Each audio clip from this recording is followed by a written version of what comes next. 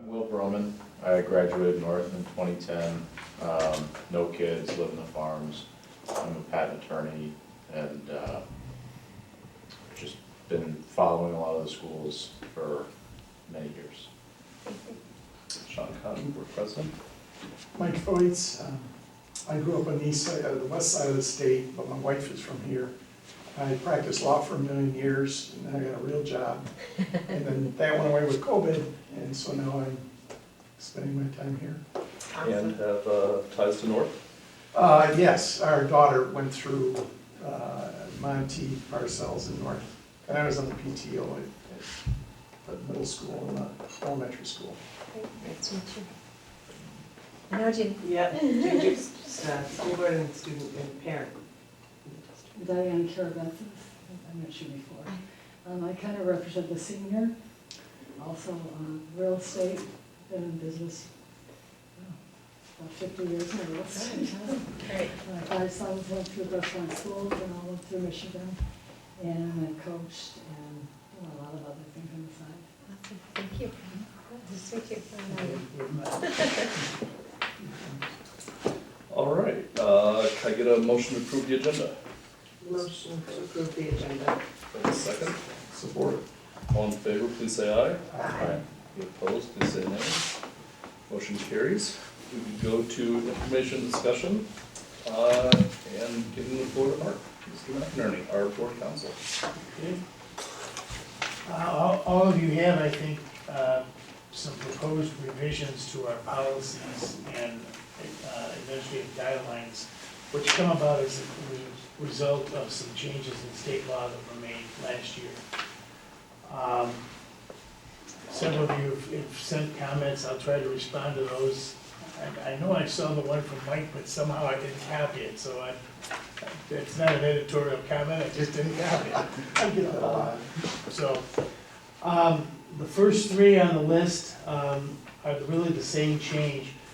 When we did our policies a couple of years ago, and actually before that, our policies provided this way before that, in the laundry list of items where discrimination was forbidden, we used, we said discrimination on the basis of sexual orientation or sexual identity was not permitted. The state statute was changed in 2023 to change the reference to gender identity or gender expression. I don't know how that really differs from what we had, but I figured putting the statutory language in there would be a good idea. So those are the changes in 3.18, 4.12, and 5.02. One of Will's questions was that the statute, the Elliott-Larsen Act, doesn't specifically refer to discrimination on the basis of disability, military status, or genetic information. Those are covered in other statutes. Perfect. So those are the changes to the 3 discrimination sections. When we started doing the policy project, there were about 6 sections that referred to non-discrimination. We managed to cut that down to 3. Section 3 is the curriculum section, Section 4 is the student section, and Section 5 is the personnel section.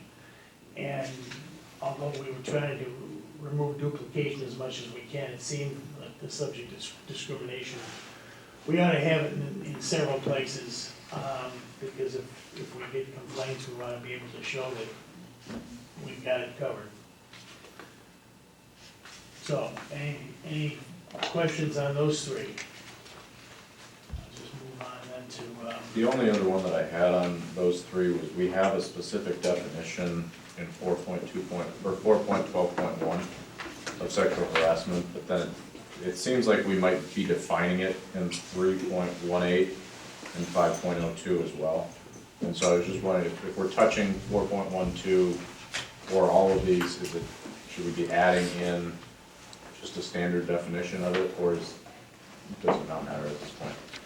We went through that when we did the policies a couple of years ago, and again, trying to eliminate duplication where we could. We focused on it in the student section, and I believe the process for investigating is in the student section in 4.12. Okay. And 3.318 318. and 502 refer to the 412 process. Okay. So, that's the thinking there. Mike, did you address that one at all? No. Okay. So the next section is 3.26. 6 or 7 years ago, the legislature enacted a provision that required that any board member, school official, or district employee who referred a student for an abortion or aided a student in receiving an abortion had to be charged with a misdemeanor. The legislature repealed that portion in 2023. So I've just taken it out of our policies and left in there the fact that we'll comply with the sex education statute, which we do. So that's the change there, is to remove the section from, it's now obsolete. Okay, moving on, there were a number of changes made by the legislature in the area of labor relations, a broad area of labor relations. The board has already adopted revisions to policy and AG 5.14, which are both entitled Staffing, Assignment, Layoff, and Recall of Teachers. So that's already been done. What we have added is, or proposed to add, I should say, is a new 5.15 that basically covers the same ground, but for administrative and non-classroom instructional staff. So 5.14 applies to teachers, 5.15 to administrative and non-classroom staff. And basically what we've done is refer to the statute. And we also have added, and we didn't have this in there before, and we probably should have, so we've added a new 5.16 dealing with performance evaluations. That's covered in more depth later on in the administrative guideline 5.16, which begins on page 5 of this handout. So the 5.16 policy doesn't have doesn't say a lot other than we have to follow the tools used or allowed by the Michigan Department of Education. Those tools are then covered in 5.16, AG 5.16. Were there any comments to that? Kevin, did you have a comment on that one? We looked at something else at the last meeting. Yes, Yeah. that was 5.14, that's what, Okay, all right, that's what we wanted. Mark just referred to, that was Kevin similar to had a comment. 5.15. Kevin had a comment on the AG of 5.16, but not on the policy. Okay, And again, Mike, when one of yours comes up, just jump in. I will. And then we have a new 7.17, generative artificial intelligence use policy. I have worked on, and I will tell you, I'm not the principal author of this. A partner of mine who does this sort of work more regularly is the primary author. I made a few little tweaks to it. I sent it to Chris Stanley probably a month ago for review, and he seems to be, I know he's got a committee that's working on this, so I don't know that they've reached their final decision on whether this is the right language. But he seemed to be pleased with this. Obviously, this area is changing so fast that it's hard to cover every item that could possibly come up. So consistent with what we've done with the policies, we've tried to be broad in the language we provided. And if further changes are needed down the road as AI develops and expands, we can certainly make them. But this is a policy, and we don't have an AG that goes with this, so the policy would be it. Talking about when AI can be used and when it cannot be used. I do not claim to be an expert in this area by any stretch, by a long shot. So I could address the, Dr. Stanley has created an administrative-led committee for this, and I believe there's been one of 5 or 6 meetings. And the policy isn't gonna be given to the committee until they come up with a policy, and then we'll take a look at both of them. But he didn't wanna give it to them and then base it off of that, he wanted to see what they come up with. Okay. And then, but this policy is, I think, where we would bring it up again is, after June, when that committee's finished all of its work. Will that spell out the prohibited uses? I'm assuming. I think it should cover, it should be comprehensive. I think my only question about it, as it is right now, was that bullet point about when authorized as part of the student's IEP. It's understandable, but that, I'm hopeful that wouldn't be read in isolation as kind of something that a student could use no matter what. A teacher, I understand, would be allowed to say, this assignment needs to be done. I want to see your work individually, not through AI. I just wondered how those bullet points are read legally. Like if someone could say, it's, hey, my IEP says I can use it, and a student trying to use AI for every single assignment versus a teacher saying, you can use AI for this, but you don't use it for this or that. I understand your point, and I think it's probably a good one. And it's something I'm sure Dr. Stanley's committee will deal with, the people who deal with it more regularly. Have you bumped into it in your classroom?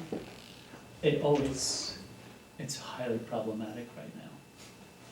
Yeah, Yeah. it's such a temptation it's not very good. The teachers, we, at least as it appears right now, or at least with the free versions, we know our students' writing, their voice by this time of year, and there are some things that AI does well, and there's some things it just doesn't do well. And we can quickly pick it and find it, but it's very problematic right now. I believe Dr. Stanley's interested in hearing more of your thoughts on this too. Okay. I had a couple of comments, and they're sort of hyper-technical, sort of how much do you trust the students kind of thing. And I think of my daughter. Always a good question. So the last bullet in the first section, other times as directed or permitted, I was thinking expressly permitted as opposed to impliedly. And again, how picky, how careful do you want to be?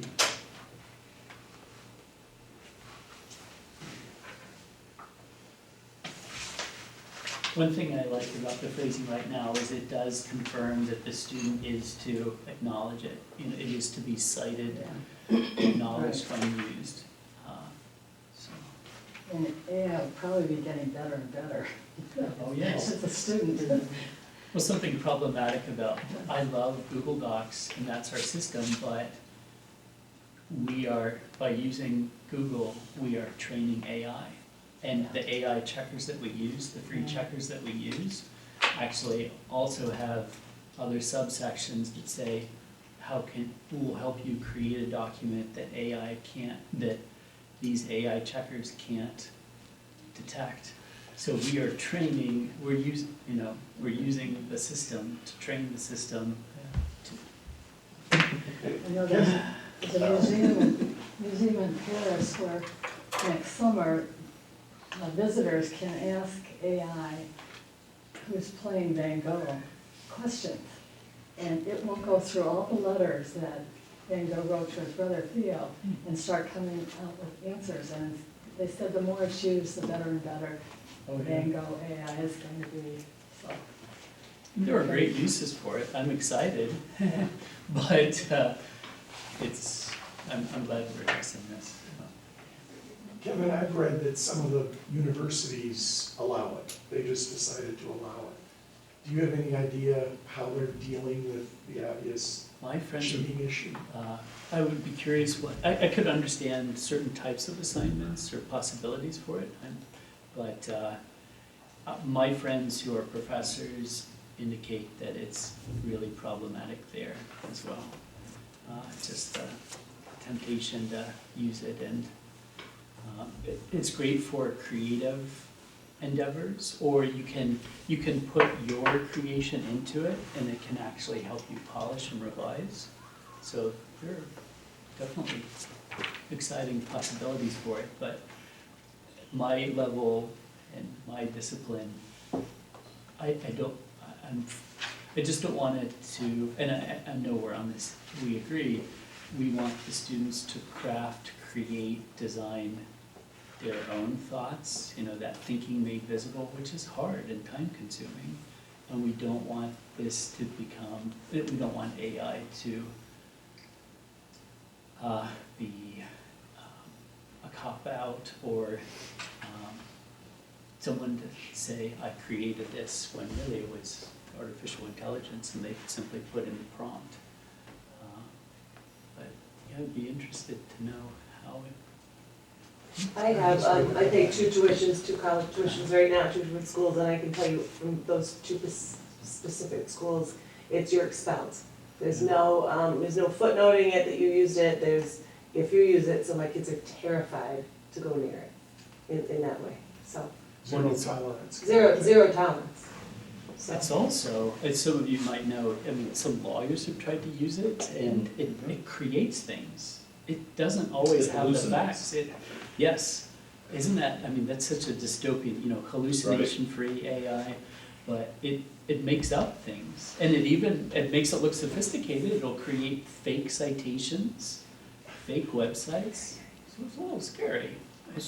My concern with the policy, number one, goes to the consequences of using it.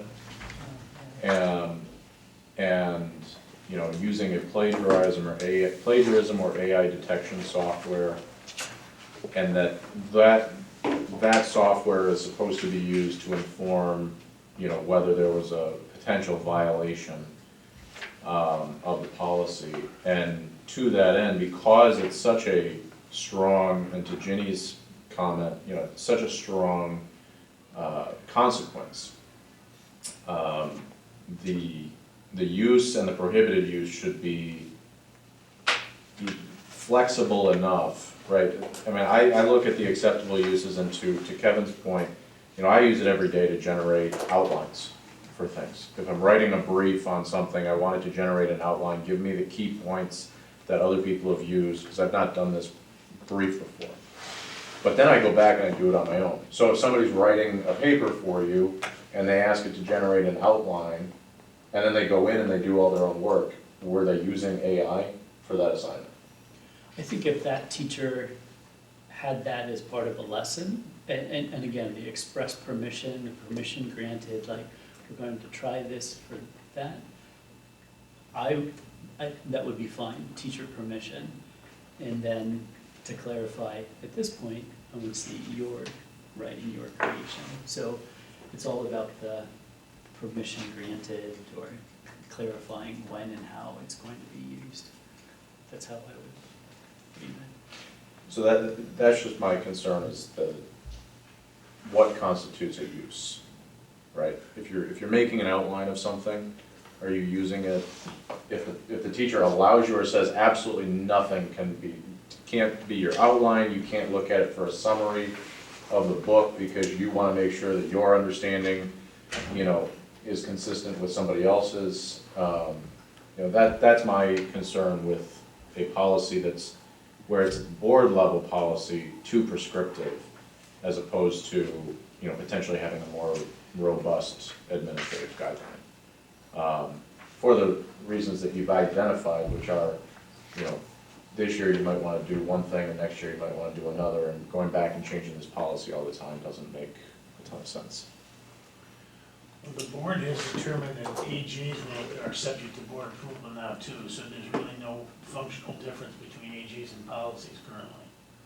your point is good, you don't wanna be changing policies, it's much harder to do that, but if AGs are the same way, then I thought we there's a had, difference. when we had addressed that last year, that the impact on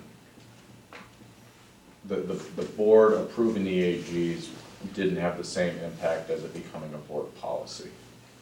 And From as a a, default, from a then legal AGs would be standpoint. approved unless objected Right, to, something like that.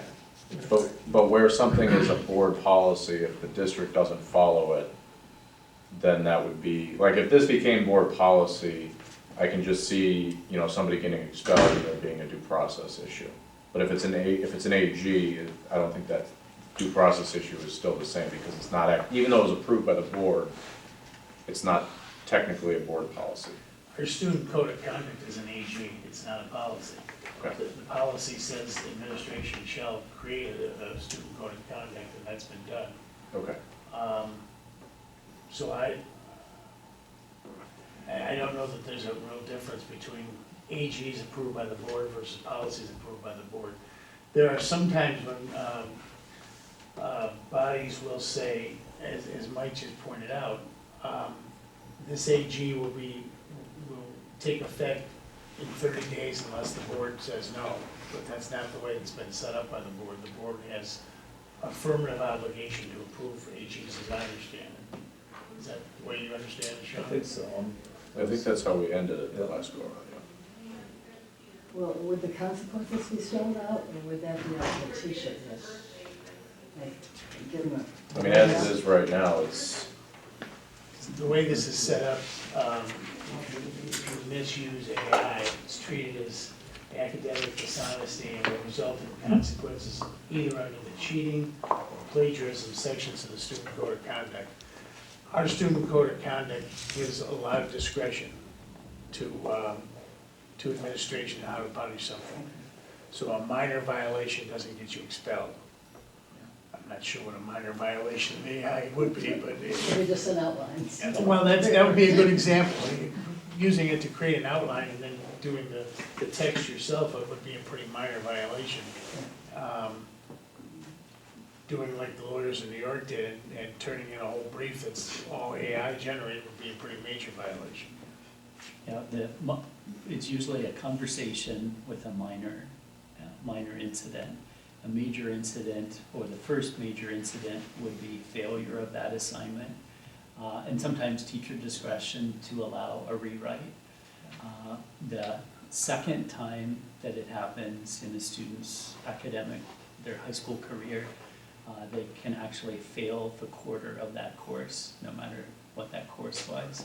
So we want it to escalate and we take it seriously, but we give them opportunities from the minors throughout. And in our English classes, the student and parent guardian sign a pledge of academic integrity. Now, whether or not they refused, the academic integrity policy is still in effect, of course, but that's the way we make everyone aware. So, I mean, we could put some of this, update the academic integrity policy and have some of this in there just to clarify once we decide. And I think what would be great is if everybody has thoughts on the AI policy, to put them together and send to me, and I'll get them to Dr. Stanley. And once they get to that portion, which is, I think, pretty soon, maybe this month or next month, they can see these are comments by the policy committee.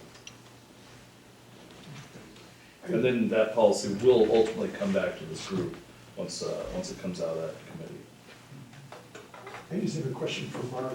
In the last paragraph in the middle, it talks about violation of this policy will be reviewed. Aren't violations of every policy reviewed?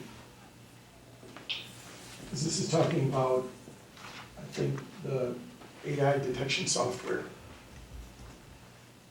Can't you use that Well- anytime you feel like using it? The previous sentence gives the administration and the staff the authority to use these, Right. this software. And, I guess that sentence that you're referring to would say we're not, just like we're not going to accept at face value something that comes to us that looks like AI, neither are we going to accept at face value something that detection software says. So we're gonna look at it before we Right. impose consequences. Okay. That's what I would read into that section. I just wondered if we couldn't use plagiarism and AI detection software for any violation of any policy. I assume there's a plagiarism policy. Yes.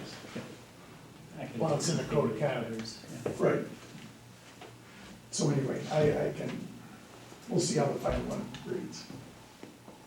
And if it's up to the administration, so how do we, what about uniformity throughout the district, so that, you know, wherever it's happening, will that fix this? So that if it happens in your classroom versus happens in a classroom at Brownell, or, that it's like a uniform thing? Well, when there's a range of discretion, you run the risk that there will not be uniform consequences. But I think giving the administrators, the professionals, the ability to judge how strictly to punish something is better than us, me, you, the board, imposing, you shall get this punishment for this violation. Because we can't possibly imagine all the things that kids can get into. And it changes, develops over time. So I think what we've tried to do with our code of conduct over the years is provide discretion for, a range of discretion for the administrator. And I'm talking about building administration, really more than Morningside administration. Right. I think we just Right, I heard guess, Kevin. I'm sorry, go ahead. go ahead. I think we just heard Kevin just say too, sometimes we tend to make things as teachable opportunities. Because whatever we want to be able to do for students, we're trying not to punish them so much as to help them learn from their mistakes so they don't make them on a bigger platform. That's what school is really about, right? So like before you get into the real world, let's experience some things here potentially. Hopefully they're not too bad. And then we can make sure you get into the real world and you can learn to be a great citizen. That's heard you say, Yeah. there's some teacher discretion, there's some teachable opportunities, there's some things we want to be able to have because if a student, people are going to make mistakes. Adults are going to make mistakes. I wonder if any teachers are going to use AI to do their evaluation this year. We'll talk about that later. So I think all those things have to be part of the conversation where it's like every situation is not going to be, you got to go here, here, and here. For sure. Yes. I wasn't We're learning. suggesting that. Yeah. I just brought it up as a point, because what if my kids say, all right, we're always getting, like Mr. Cox is gonna be really lenient on this, so, I'm gonna test my waters here, or instead when I'm signing up for classes, I'm gonna take Lori's class over this class, because it's gonna be easier, because he's allowing it. For sure, just for the record, Or you always whatever, want to. right? Right, So, just for the record, it's you all always gonna want to take happen. Mr. Cox's class. Always take Mr. Cox's class. Well, And teaching, not because I'm a. students go through that No, for no. everything. Right, yeah, rated online, there's an Right. app for it. But, That's just AI they're looking at that for. So, well, I think the consensus seems to be we hold off on the AI policy pending the standing committee's work on this, and then we can revisit it. And hopefully it's to be in place by the beginning of next school year. And yes, that's the plan. All right, starting on page 4, we've got some proposed revisions to administrative guidelines. The first one has to do with the third grade reading requirements, and you may remember that a few years ago, the legislature required that any kid that did not, was not proficient, but had not gotten a suitable spot in his or her reading by the end of third grade would be held back automatically. That has now been repealed and replaced with requirements that the district provides them for those who get past third grade with reading deficiencies. The district is to provide a reading intervention program that's specified in the statute. Somebody, I think it was Will, asked the question if this was, if what we've proposed here is detailed enough. I think, I prefer that rather than us trying to summarize what the state's requirements are, we refer to those requirements. I'm sure, well, I can tell you that Keith Howell has been after me on this for 6 months. And I told him, Keith, it's not effective until the end of the school year, relax, pal. But he's on it, he knows what. And so, I think I would prefer to stick with the reference to the state law and let the district deal with that when they need to.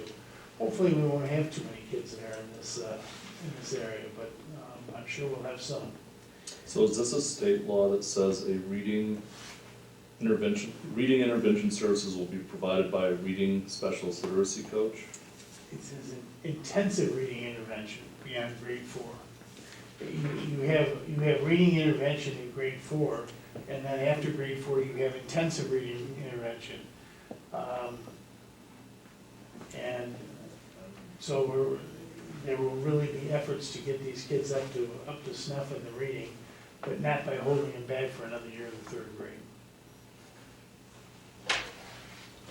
And so does That's not the prohibited state on- require staffing around that? The state does have some requirements of what the intervention program is. I'm not 100% sure that they're thoroughly fleshed out yet. Again, this isn't effective until next school year. So if this is something the Department of Ed is working on, I looked at it, but not recently. I mean, I'm just, my comment was based on, so in the statute, they talk about this IRIP, and it says this program must include, and then it goes down and it says all of the following features as appropriate for the individual, as appropriate for the needs of the individual pupil. Assigning to a pupil one or more of the following: a highly effective teacher of reading as determined by the teacher evaluation system, the highest evaluated grade 3 teacher in the school as determined by the teacher evaluation system, a reading specialist. B, reading programs that are evidence-based and have proven results in accelerating pupil reading achievement within the same school year. And it goes on to G. And I guess the point of my question was, these seem very, if we're gonna put an AG together, it feels like this should be fully fleshed out instead of forcing somebody to go back to the statute or some administrative guidance. Now, I don't know, I read those and that seems pretty prescriptive to me. I don't know how that works on your end, if you just all know it by heart, or it's just common sense, right? It's changed over the years, to Mark's point, that whole 3rd grade reading law has changed, and I don't know that it's been completely vetted even at this juncture, because they keep changing that legislation.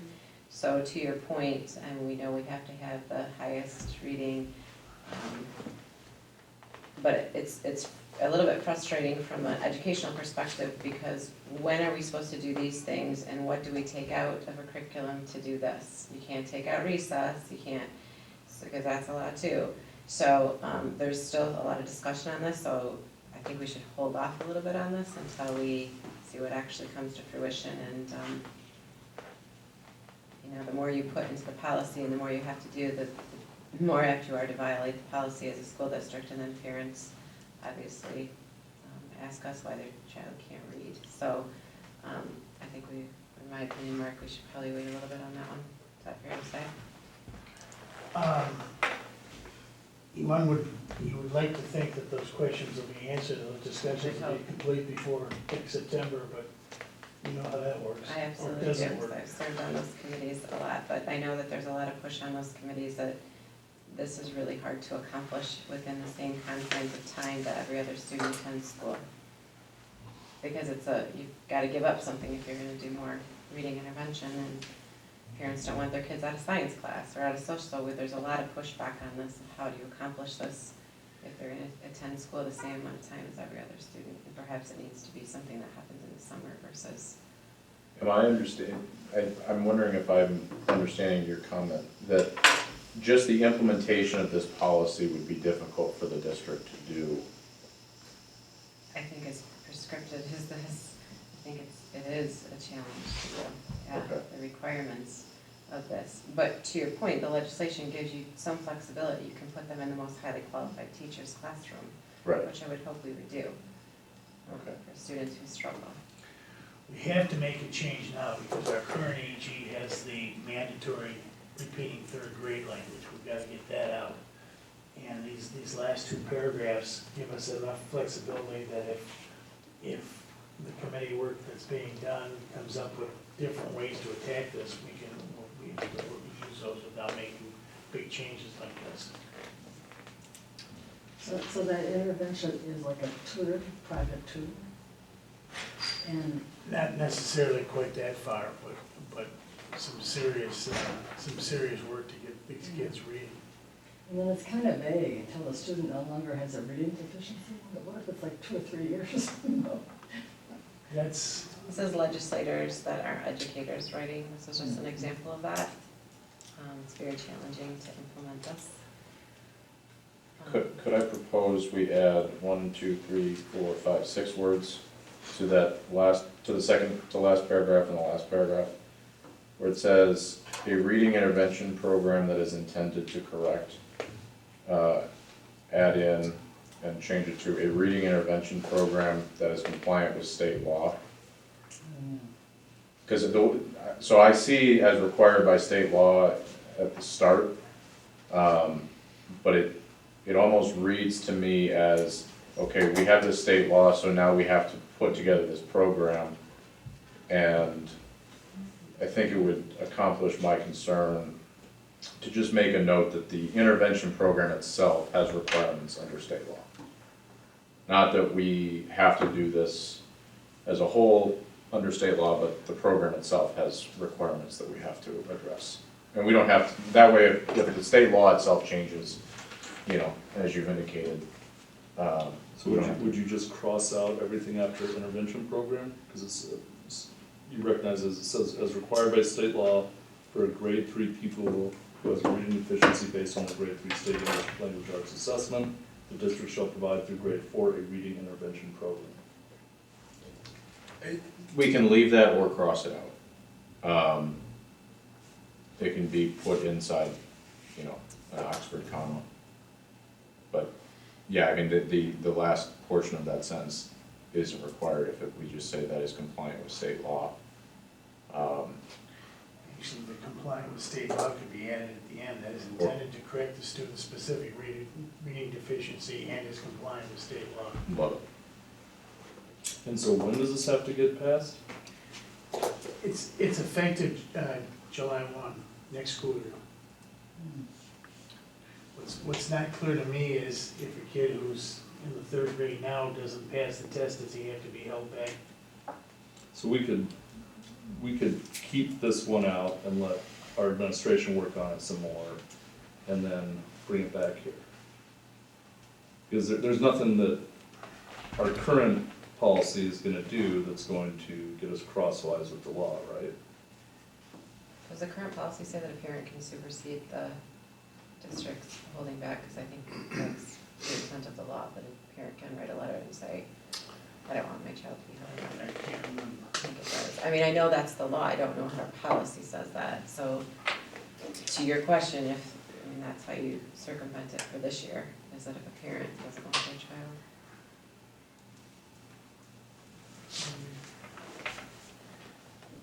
I guess with this one, I would suggest we have something in place in case it's still up in the air when September comes around or August comes around. So that we add the language that Will suggested at the end of both of these sentences. Well, we have to have it in place by September.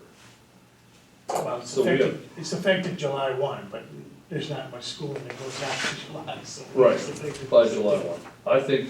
I would just like to make sure that everybody at the administration is fine with the language first and then bring it back here. Okay.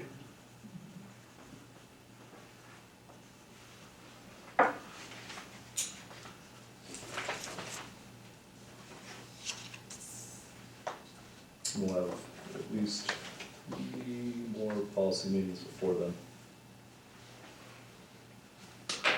And can I just bring up provide through grade 4 reading intervention program. I feel like with the English as a second language, I think we're gonna see a lot more cases of that, where kids are gonna be coming in the 7th grade, like my own child, who comes in at a 1st grade level reading, and, you know, the huge gap, so, I don't know if we can cross that out so that all kids get help, or the state will kind of cover that, just throwing it out there for discussion. Are you saying you want something to consider on ESL It services? says, well, it says that you'll provide, that will provide services through the 4th grade. But what if it's a 7th grader who comes into the 1st grade reading level? Whoops, does that make sense? Correct me if I'm wrong, Mark, but the statute, I think, speaks directly towards some 3rd graders based upon the 3rd grade reading law. But you mean like if Okay. somebody comes in the 7th grade and they need services, will they be able to get those services? Is that what Yeah. you're saying? Mhm. Will that policy prevent them from getting the The services? statute specifically covers grade 3 and thereafter. And So in thereafter. your hypothetical, Yeah, it's just not throwing it out clear. there you know, presumably if the school district got a 7th grader right at that level, they would work pretty hard to get them up, because it's hard to teach a kid who's reading at 1st grade level in the 7th grade. But it's not required by this particular statute. They give them more time, I think, the 1st and 2nd grade, they give them slack for reading. Don't you think? Right, yeah, well, right. I'm just thinking from an ELS standpoint that Yeah. we're gonna see a lot more kids coming into this district that are gonna, just by what's going on in the country and, if people come into the district, just wanna make sure we're meeting all their needs, all the kids. Whatever they come in at. I can't recall if I sent this proposal to Keith Howell to look at, and he should certainly be consulted on it, because I know he's very, very concerned with this area.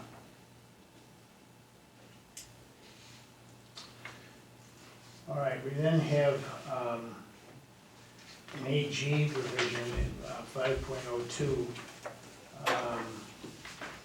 dealing with, and this is in the employee personnel section of the policy manual, that, let's see. So we made the same change that we talked about in the policies to cover gender identity and gender, what's the other term? Gender identity or expression. And so that change, just a similar change had to be made in the first paragraph of AG 5.02. The rest of 5.02 isn't changed. So being consistent.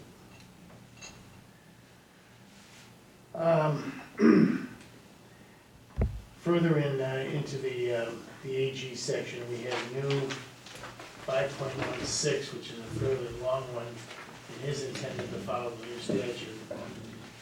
And also fairly lengthy, not quite as lengthy, 5.18, dealing with discipline or demotion or dismissal of teachers. Again, intended to follow the statute, perhaps not adapted the whole statute itself, but the changes conform with the state law. So we have different ratings, rating categories now. We've gone from highly effective, effective, minimally effective, and ineffective to effective, developing, and needing support. And then there was a question, I think Sean asked a question about, we have a provision that if a tenured teacher is rated as highly effective or effective on the teacher's 3 most recent evaluations, then the teacher can be evaluated every 2 years or every 3 years. And Sean, Kevin, your point on that, you'd vote for a 3-year cycle. Yeah, unless there's something No, problematic. the statute makes that optional. I think we left it in there to leave it up to the district how they wanna do this. But, certainly the best teachers, it's a waste of resources to evaluate the best teachers more often than you have to. So the district will do that in a good way. These evaluations are not subject to collective bargaining, which is one of the changes that was made in the labor relations law. So, if the union feels strongly about that, probably is a point that will be brought up in negotiations. So at this point, can we even make any changes to this AG? Or is that possible? Not possible? Yes, it It is. is. We can make changes to policies and AGs at any time. The point is though, that they're now subject to bargaining. Right. They didn't, some of these areas were prohibited subject to bargaining, and evaluations were one of those. They're not anymore. So what we adopt could be changed as a result of negotiations that are going on. Then you have to change these. Yes, sir. Well, the contract will govern. Supersede. Yes, and whether we would make changes in AGs that don't conform with the contract, that may be a good idea or maybe a waste of effort because the contract is gonna supersede what the AG provides. But we thought it was a good idea to get something on the record here, recognizing that some of these things may change as a result of negotiations. And that applies to both of these AGs, 5.16 and 5.18. These are areas that we did not have provisions under the current policies and AGs, and we thought that would be a good idea. I don't get the feeling that Collins and Blaha is weighing in on this subject. So there's nothing that is outside the statute, but it's all subject to bargaining. So that's something to keep in mind. I did notice it may be in here some provision that said all this may change depending upon collective bargaining, so you don't have to rewrite these necessarily. I'm sorry, you did know? Is there a provision in here like that? I don't think there is, but it's a fact. So your point is we could leave these alone if the contract holds otherwise? I just was kind of following up on what Sean said. You adopt this, and then the bargained agreement is in conflict. Is that a bad situation? And can you address it by putting a provision in here, all this is subject to collective bargaining, so it automatically corrects, sort of. Or not? You know, I don't know of any reason that couldn't be done. I don't know exactly what it would accomplish, but it wouldn't hurt. Just asking. When, do you have it here, when is our current performance evaluation policy going to be stale? Is that July? July 1 is when these provisions are effective. That says to me that the evaluations that are done for the 23-24 school year are done under the current system. And then going forward, we go to the 3 categories of evaluation rather than 4 and these various other changes.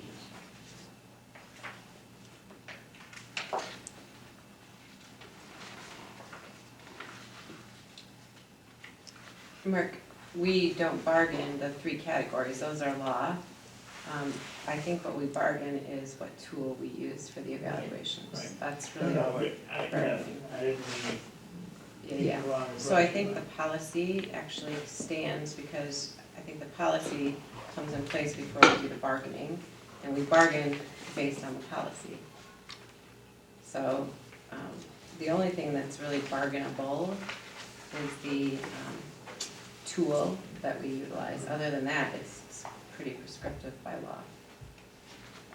And right now, we use Danielson.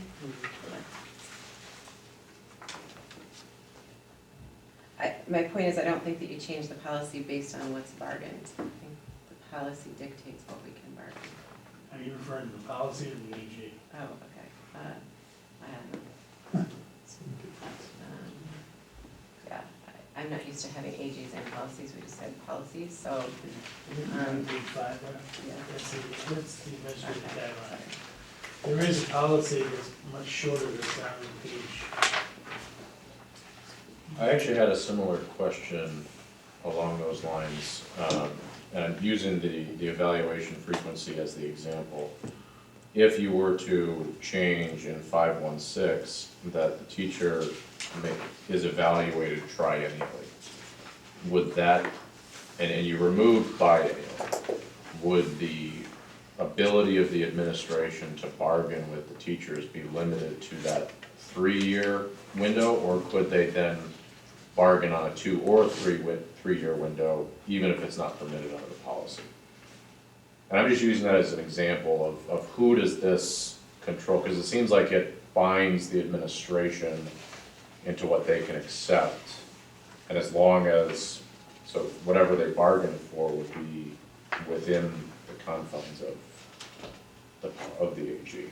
Well, I'm not sure I'm following, but using the example you cited, this allows either every 2 years or every 3 years. The union, if Kevin has his way, will hold out for 3 years. Administration may say that's a wonderful idea, we don't need to give our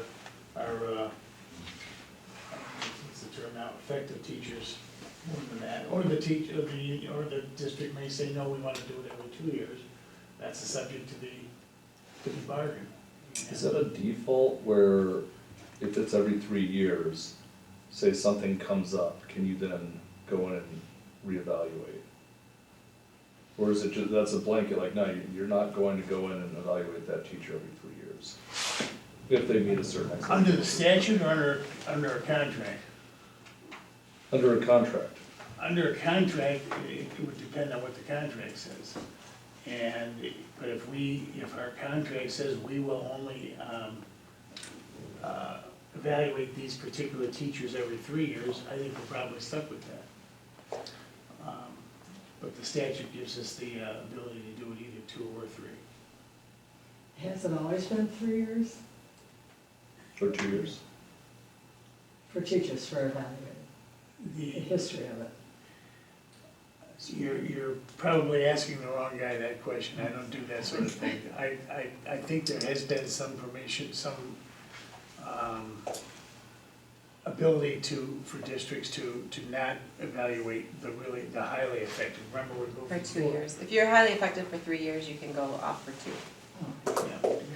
And I think that the purpose of these policies being put back in, for the para, now not prohibitive, double negative, allowable to be negotiated, is that these can help with negotiations, because we can always say, well, the board policy says, yada, yada, yada. So, to Sean's point, the district should have the flexibility of 2 or 3 years. To your point, we don't wanna, we all know how time consuming, if we've got a great teacher, we're gonna let them go for 3 years, because they're incredibly time consuming and stressful, fair to say, Yeah. for all involved. We're currently evaluated every single year, and our 3rd year is on cycle, in terms of. Unless you have 3, I mean, by law, I don't know what your policy is, but by law, if you had 3 highly effective, you could skip 2 years. So is that not been the case? No. Okay, well, that's by law you could have, I so. wish you.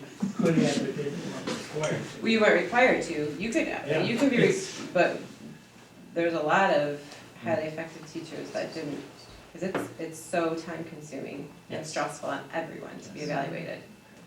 And years past, I mean, in way before, historically, it was once every 3 years, right? So, but I think my point is that the policy will dictate what we can negotiate, not vice versa. And I would like to see it leave in 2 to 3 years, because that's what the legislation says, and then that, to your point, you got a teacher that's great, nobody wants to spend the time evaluating, we'd rather just say you're awesome, move on. But if you have a teacher that was highly effective for 3 years and then suddenly starts to struggle for whatever reason, they can be on that 2-year rotation. It doesn't preclude us from evaluating them more. think the point in having these policies is to help in negotiations. Just to lay the groundwork so the expectations are clear, because right now, Well, would you put every 2 to 3 years for negotiated contract? I would leave it just how it is, just allow us the 2 to 3 years.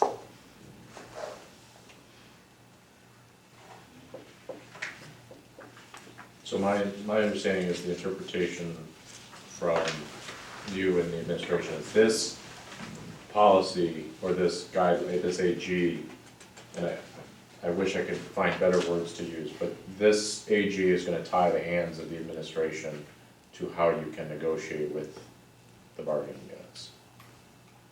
You can't deviate from this policy. But that's what you want the board to set correct, Right. yes. to No, set that's, the I'm not saying it's a bad thing, parameters. that's why I said, I Yes, wish I had another word to say it, Yes. but, okay. That's the whole point of, and Mark, correct me if I'm wrong, is getting these policies in now that they are permissible, because they used to be prohibited, Okay. is so that the board sets the tone, so that when we're in negotiations, we can say, this is the policy. Got it. This is the policy. Okay. Rather than negotiations setting the policy should, in my opinion, and I could be wrong in that, but I think that's the intent of putting these Exactly right. policies in. No, I agree with you.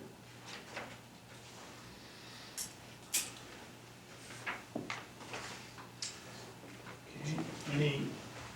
Any specific questions about AGs 516 and 518? We'll talk most about 518. Were these reviewed by the administration?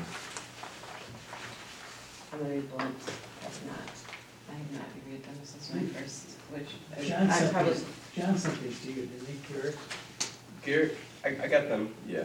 I'm probably remiss in that, I suspect maybe they were sent to me and I missed it, which, No, I think it may predated you. okay, You're right. okay. 'Cause You're this- not okay, remiss. okay, all right, thank you. Yeah, I think we got them on February 23rd, right, graduation? But they've been in development before that. And I think John Garrett shared them with Roy, and I don't know whether they went further than that. Maybe I don't have any additional comments, but I wanted to make sure that if there was any comments from the admin or if they already said this is what we And to want. me, policies, we just need to make sure that we follow the law, Yeah. that's, I agree with Will, I mean, it's important that the administration is leading the effort on these AGs. Well, if there's nothing else on these, there's one last item, a student code of conduct revision, it starts on page 14. And it's a really goofy statute. It basically is it's designed to prevent retaliation against a kid who reports sexual assault, but the way it's written, is kind of circular and difficult to understand. Basically, we can't retaliate, we can't punish for more than 10 days a kid who has reported sexual assault in connection with the sexual assault, unless the board says we really want to. So it doesn't really say very much, but it requires more than just a garden variety discipline, I guess this is the best way I can put it.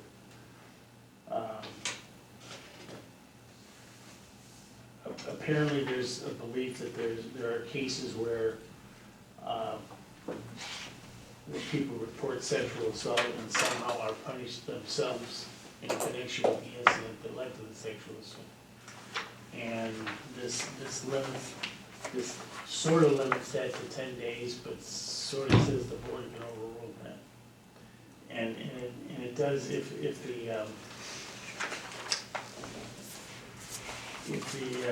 student is convicted of something in connection with that incident, or if the Title IX investigation, which is required if there's a sexual assault situation, concludes that the report of sexual assault is conclusively false, so not just false, but conclusively false. And then the last one, the board of designating, after considering all facts, determines that an expulsion or suspension for more than 10 days is justified. I can't explain to you any better than that, the thinking of the legislature, but that's what it says. So we're gonna add that to our code of conduct, and hopefully we'll never have to deal with it. And this tracks with the statute language. I didn't look at the language of the statute relative, but just, Yes. okay. It shortens it a little bit, but it tracks with it. And the MCLs that are cited there are the criminal sexual conduct sections. Yes.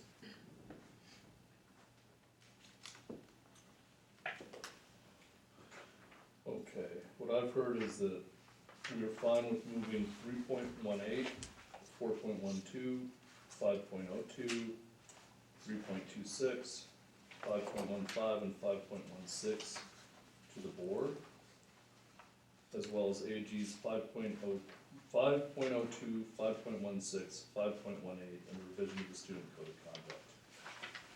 And Kevin, I don't want to discount your recommendation. Do you want me to bring that up at the board level, or Regarding the 3-year? I totally understand that, that's for negotiation, Okay. so. All right, so I think I have that correct. Is that right? What I had. Great. Okay, And then when this batch of things goes through the board in a month or so, however long it takes, we'll update the policy manual that's on the website to include the ones that you passed earlier. Over the last year, Yeah, yes. I think I've got all those collected, great, and we'll deal with the IT people to yes. get it there online so we know what's there. Obviously, the couple that we're gonna hold off on won't get there right away, but, Right. Perfect. Okay, I don't believe we have any new business. Public comment? No? Any committee member comments? No? I just want to clarify, so AG 322, that needs to be dealt with this summer before next school year, right? Yes. Okay. And We then, need to bring that one back here in a minute, but we need the administration to really look into that, okay, make sure that it works for them. as well as policy 7.17, the AI policy. but 7.1, we don't need to adopt 7.17 at any point. AG 322, we have to have in place for the next school year because of the change in state law. And the plan is to have a new AI policy by the start of the next school year. Right. Okay, nothing more. All right, we are adjourned.